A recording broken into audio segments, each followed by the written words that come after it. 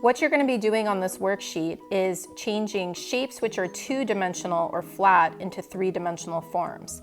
The first thing that you want to do is look at your shape and figure out which corners of the shape you can draw a line towards that vanishing point without actually drawing a line inside your shape.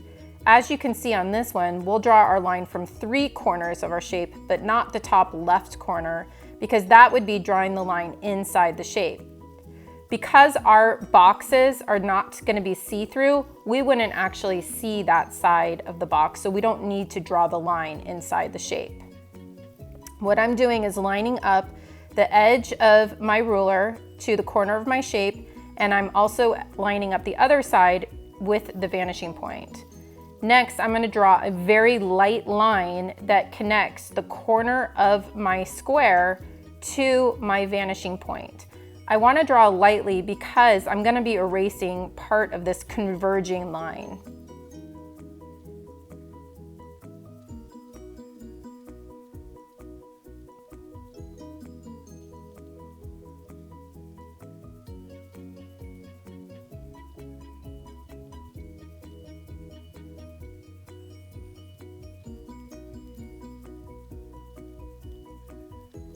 Once I'm done drawing my 3 lines from the 3 edges of the square towards my vanishing point, I'm going to draw a parallel line for the sides of my box.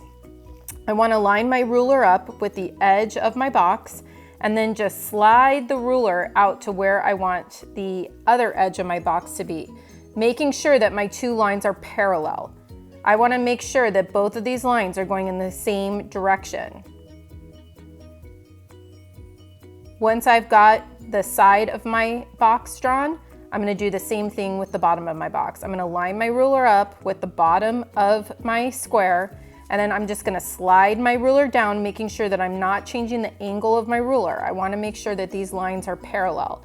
And then I'm going to draw the bottom edge of my box.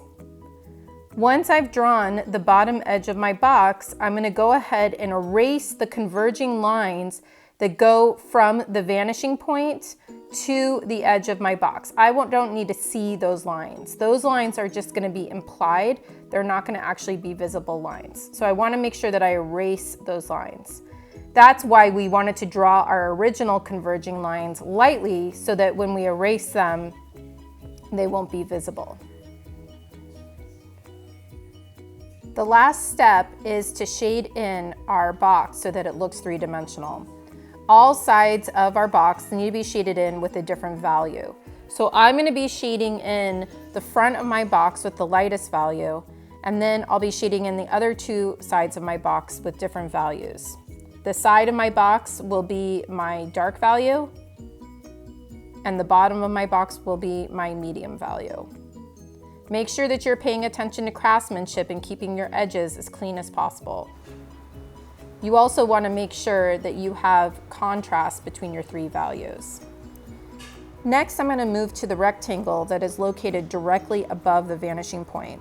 I'm going to follow the same steps. I'm going to draw my converging lines from the corner of the rectangle towards the vanishing point, but I'm only going to draw it from the corners that do not go inside the box. So I will not draw converging lines for my top 2 corners.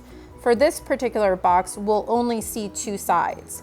Make sure you line your ruler up with the edge of the rectangle, slide it down without rotating it, and then draw your parallel line.